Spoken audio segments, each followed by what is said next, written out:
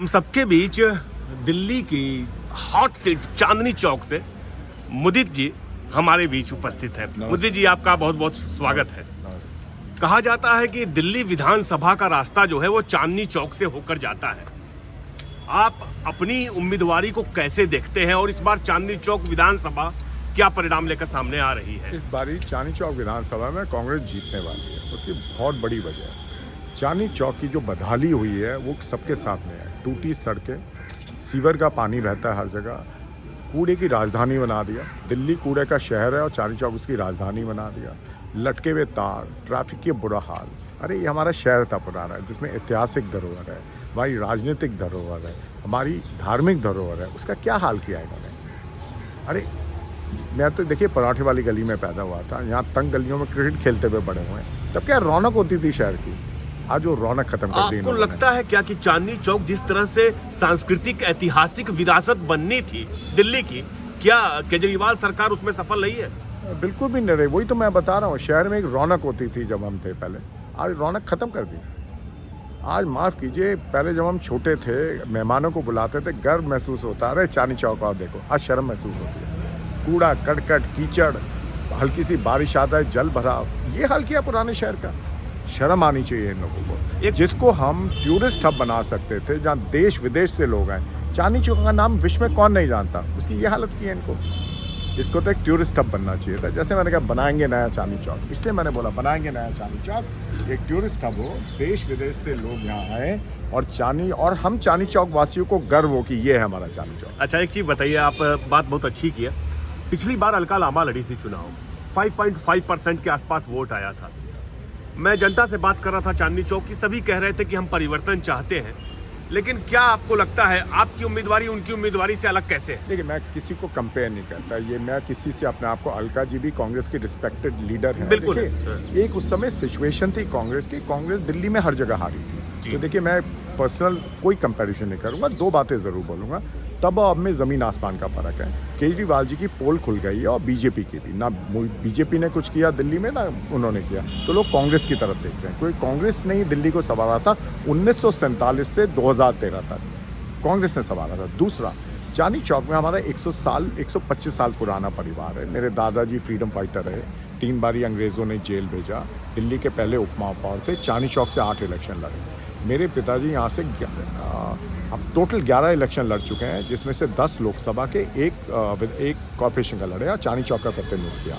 मैंने खुद यहाँ बहुत काम किया। तो लोगों को देखिए, हमारा जो रिश्ता चांदनी चौक से है ना, जो वासियों से, वो राजनीतिक नहीं है, वो पारिवारिक है, यारी दोस्ती का है, सामाजिक है। सबसे ऊपर विश्वास का रिश्ता है। उनको हमारे पे विश्वास है, हमें उसको विश्वास है, इसलिए मुझे पूरी उम्मीद है कि हम जीतेंगे। दूसरा, जो आप पार्टी के विधायक हैं यहाँ से, देखिए 70 विधानसभा में से आप पार्टी की सबसे करप्ट लीडरशिप चांदनी चौक में है। इनके विधायकों को खैबरबास में लोगों के घर तोड़वाए, इनको कहीं टूटी सड़कें, गंदगी नज़र नहीं आती, इनको सिर्फ ये नज़र आता है कहाँ पे बिल्डिंग बन रही है, उससे उगाई आई कि नहीं आई। सिर्फ ये काम है उनका, तभी चांदनी चौक का इतना बुरा हाल है। इसलिए हम 100% इस बार जीतेंगे। एक चीज बताइए, केजरीवाल को हर दूसरा तीसरा नागरिक, एक बात सच है, गाली दे रहा है। पार्टियों के नेता दे रहे हैं चाहे नहीं दे रहे हैं। आप प्रदेश अध्यक्ष भी रहे हैं दिल्ली कांग्रेस, उपाध्यक्ष रहे हैं। आप एक चीज बताइए कि आपको क्या लगता है कि केजरीवाल को लेकर ये रोष क्यों है? क्योंकि उन्होंने 10 साल दिल्ली में काम नहीं किया। देखिए, एक सच्चाई है, जब वो आए थे लोगों को उनसे बड़ी उम्मीद थी, वो उस उम्मीद पे खरे नहीं उतरे। पिछली बार लोगों ने चांस दिया, चलो 5 साल हुए, शायद इस बार ही काम करेंगे, लेकिन अब वो दशा आ गई है, लोगों को वाकई उन पे विश्वास उठ गया। उनकी कथनी और करनी में फर्क है, ये लोग समझ गए। एक आरोप लगता है कांग्रेस पार्टी पर कि वो इस चुनाव में देर से उठ खड़ी हुई है। माने जो पहले अगर खड़ी होती तो ज्यादा ताकत के साथ उसकी स्ट्रेंथ बढ़ती। क्या आप मानते हैं ऐसा? नहीं, ऐसा कुछ नहीं है। कांग्रेस हमेशा इलेक्शन के लिए तैयार रहती है। जो हमारी ऑर्गेनाइजेशन है 24 घंटे काम करती है।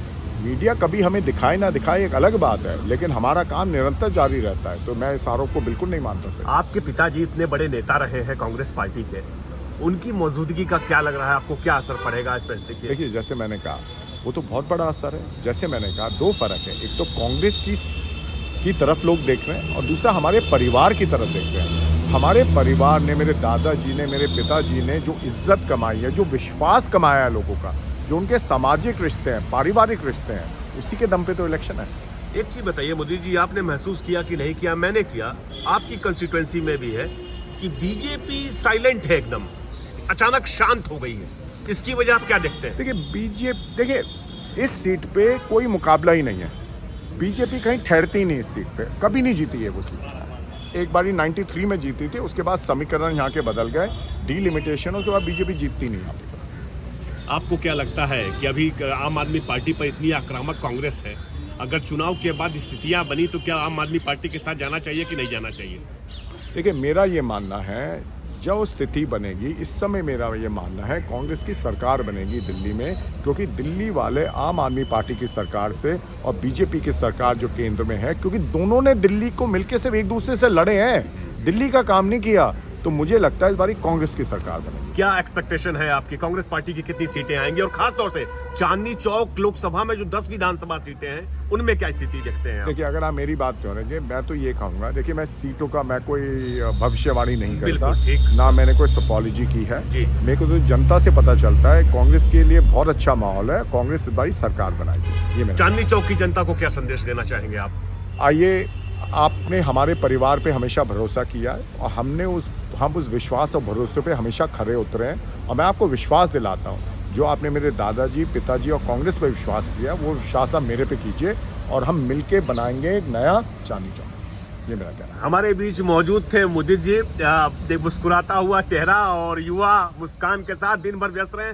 क्या दिन भर व्यस्तता में गुजारा होगा आजकल का? मैं तो वैसे भी व्यस्तता में जाता है, देखिए काम करने की आदत है, कोई ना कोई काम मैं करता रहता हूँ, खाली बैठता नहीं। धन्यवाद आपका, Thank बहुत you. बहुत धन्यवाद।